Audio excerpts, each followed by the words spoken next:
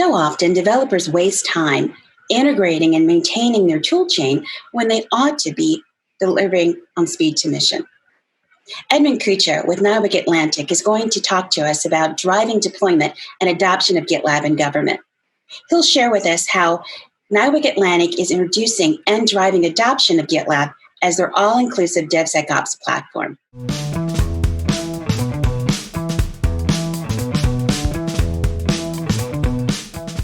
Good afternoon, everyone. My name is Edmond Kuqo. I'm a government civilian employee with Naval Information Warfare Center Atlantic. Before I share something about myself, I would like to note that the following is based on my personal opinion and my experience as a DevSecOps lead engineer in government and not that of the federal government. Currently, as a NIWC Atlantic employee, I am a liaison for the Department of Navy and to N6G group, and I am leading a DevSecOps Pathfinders effort under the Prometheus Go initiative. For context, for this discussion, I would like to start by looking at today's presentation in the form of a story or a question being asked from a customer or mission owner. The request or a typical request would come in a form of, we want to reduce our time to deliver capabilities to the customers, and we would like to deploy and migrate our applications into the cloud using an Agile DevSecOps or a containerized methodology. Before the request can be accomplished, first there needs to be a place to deploy and migrate the applications into, and the teams must have tools and services to do this kind of automation required. On top of that, it must be secure, compliant, and ensure portability across multiple cloud service providers. To reduce the time to delivery and utilize containers as a mechanism for deploying our applications, for this initial pilot, we would consider deploying a RedHat OpenShift Container Platform, GitLab as the DevSecOps platform of choice, and Twistlog for monitoring our containers applications, and OpenRMF, which is a STIG management tool, just to ensure that our applications are integrated and are ready for use. For clarity, the above is simply to showcase all the layers of the services offered by the cloud providers to date. It's a model from a Pizza as a Service article, and it denotes an infrastructure as a service, an AWS EC2 instance, or platform as a service, in this case, Red Hat, software as a service like Office 365 and other tools, and a deployment model for containerizing applications that we are designing via an Agile Scrum team collaboration. The tools and services we're working to deploy are catered for a government cloud on an impact level 4. But today's discussion will most likely focus on GitLab and the journey that the team took for deploying a high availability instance in our government infrastructure. To summarize all this, in order for this to be successful, one of the action items is to build a high-performing team or a software factory, as some of you might know it, that embraces the Agile and DevSecOps philosophy. In a general sense, for this to work, it requires a culture transformation and the orchestration of tools and people to truly adopt it successfully. As I mentioned earlier, the ask from a typical customer or a mission owner would be that they want to reduce the time for delivering their capabilities to the mission owner of utilizing an Agile or DevSecOps philosophy. In a traditional typical setting, a government system command acts as a service provider on customer's behalf. As such, to meet the customer requirements, the service providers first must establish an integrated product team, which manages most of the contractual and responsibilities and the engagement with the customer, thus allowing the teams to focus on the capability delivery, identify the organization chart based on the length and the complexity of a given requirement or a program. And of course, you report then on the activities as the task is executed, either via reports or via demonstration of the products by utilizing automation for deployment and the tools like GitLab in a staging infrastructure. The above is simply a view at a high level of the process. There are additional steps that are required in order for a team or set of teams to execute. This requires access to secure environments, resource allocation, and the tools that the teams will need to perform their duties. Speaking of teams, depending on the complexity and size of a given project, a team or teams following an Agile Scrum team setup would look like this. For our effort, our team consists of 2 developers, 1 continuous integration, continuous development member, utilizing GitLab for building secure pipelines, doing the static code analysis, doing the security scanning, and fully completing a pipeline from a development to production deployment model. I wanted to focus on the cybersecurity members. I would like to emphasize that it is imperative that for any application to be operational in government setting, first they have to undergo their security assessment and ensure that the application is in compliance with the DoD and Navy regulations. It must independently be assessed by our cybersecurity teams and ensure that it follows the defined security guidelines. Each application or service must undergo this process. We are currently in process of executing the risk management framework for an authority to operate for our GitLab instance in our AWS government cloud infrastructure. And of course, that involves an ongoing monitoring of the deployment tool to ensure that it's in compliance with our production requirements. We have 2 operations members to ensure that the applications are operational and adhere to the service license agreements, a Scrum Master and a product owner. As any organization, in order to achieve success, the tools must be assessed and incorporated into the environments and must be fully integrated to take advantage of the automation and reduce the manual process. To reduce the time to delivery of capabilities, one must acknowledge the fact that automation is one of the basic tenets to successfully implement CI/CD and reduce the time it takes to deliver such capabilities. In a commercial cloud offering, most of the COTS tools can be deployed following their documentation offered by the vendors. In a government setting, though, the engineering teams face additional challenges that first must be addressed before a tool or service that needs to be utilized its full capabilities. For example, a tool or service like GitLab, in this case, must go through the risk management framework, or RMF for short, and get an authority to operate in a government environment. Overall, not all the tools and services can be deployed and used in a government environment. Due to that is because there are certain challenges. Not all the tools and services can be deployed, and because the networks are very congested and security in government pose a challenge and have a direct effect to all features and capabilities offered by these tools and services. Example, GitLab templates, runners, public registries that GitLab utilizes via Google Cloud Services. An example when dealing with cybersecurity and security controls, there was a security technical implementation guideline, or for short, STIG, applied to one of our virtual private networks in our data Gov Cloud, which required to apply a content filter with high restrictions, which in turn caused GitLab to no longer have access to the templates registry and the Google Cloud registry. We had to work with our networking teams to figure out the actual issue and then proceed from there.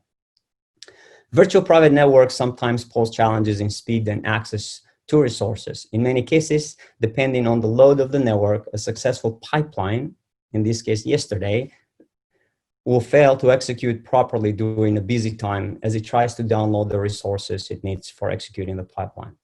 Another challenge would be a policy-related issue. It can be challenging to solve in some cases because most likely policies are handled by other teams or other groups, which require orchestration and engagement to ensure uptime. I will not get into too much details on this topic, as today I'm here to discuss the following. How did our NIWC Atlantic team conclude to deploy GitLab in our government infrastructure? And of course, how do we best utilize the capabilities that GitLab offers so that we can deliver within the requirements, cost and schedule, and the performance? For context, and to share some details how the tools and services acquisition will operate in government, the previous legacy acquisition model is lengthy and was built early on to support hardware acquisitions and not much catered for highly software-intensive programs. Fast forward to today, we have a need for a more rapid and agile acquisition model to perform rapid acquisition of tools and services, especially in software-intensive programs. There is a need for automation and the time to reduce in order for us to deliver secure capabilities with low risk. In order for all this to take effect, one might say that the first thing that needs to be addressed is the culture of your team or teams. Let me focus a bit on the culture. To improve the relationship between teams for a DevSecOps adoption, the first thing that needs to be addressed overall is that we need to ensure that the tools integrated together and the teams utilizing these tools are familiar and trained to fully take advantage of these services offered. On the same note, we need to build cultures that welcomes the feedback, and of course, a culture where failure is not criticized but learn from it and push forward to accomplish the mission. The benefits of using tools like GitLab and trying to adopt a philosophy like DevSecOps are clear: improve quality, flexibility, speed to value, increased efficiency, and potential cost savings. Now, we all know and recognize that you can't just buy DevSecOps. It's a methodology, it's a philosophy, whatever you might call it, in which cross-functional teams deliver and integrate technologies and collaborate to put your processes, practice, and philosophy into action. But you can buy the tools, such as GitLab, for example, for continuous integration, continuous delivery, release management, to enable your DevSecOps pipeline and help the teams to reduce time spent on maintaining and operating different tools via one platform.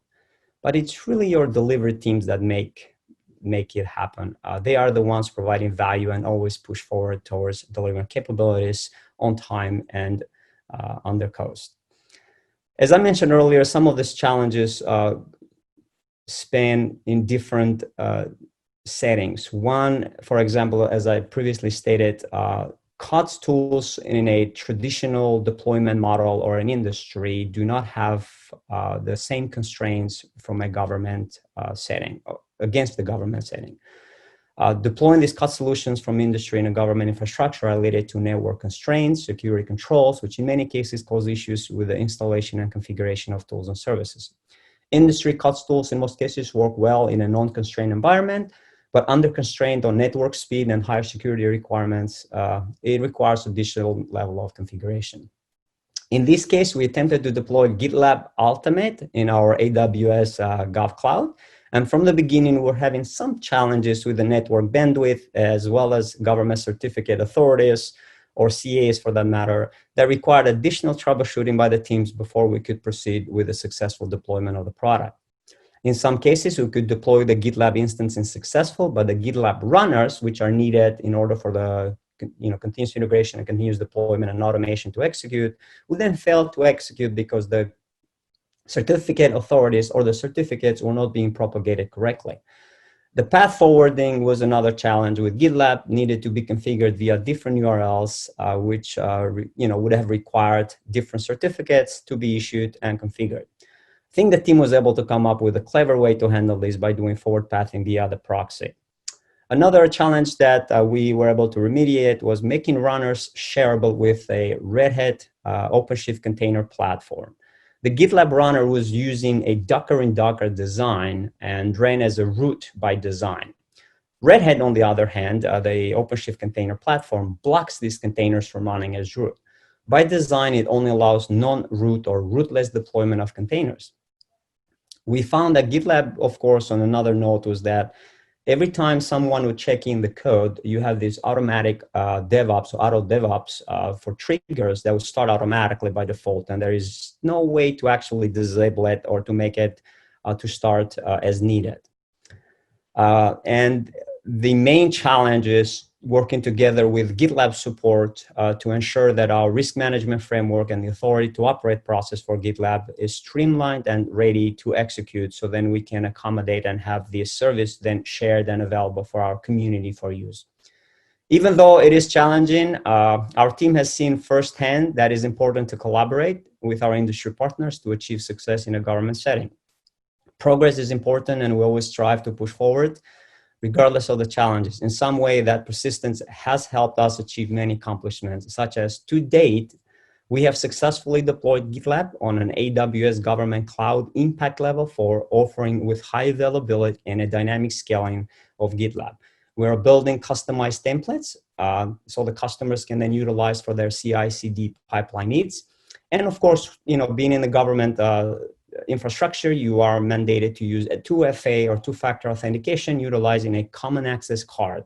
We have also configured GitLab to allow user creation via guest roles on login to further streamline the onboarding process. To make this successful, we spent many days with our federal team from GitLab in sharing screen sessions to troubleshoot some of these challenges.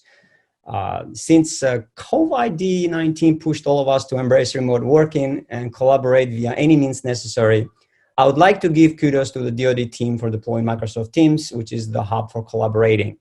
Our team specifically has embraced this teleworking and utilized team videos calls capability at the maximum. In an average, at any given day, the team is on the meeting calls with our industry partners.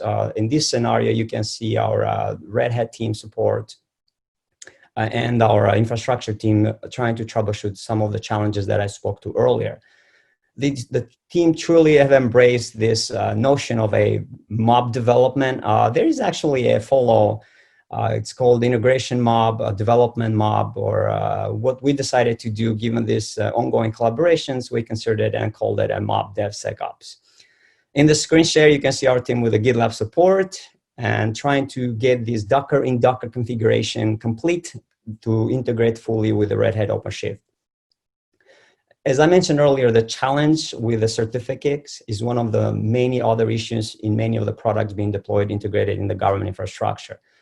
The above is simply one of the many sessions that we have conducted to date with the GitLab support. And as a result, we have successfully, as I mentioned earlier, deployed GitLab Ultimate in our government infrastructure, with the exception of a few items that we are still tracking with GitLab Federal Support Team.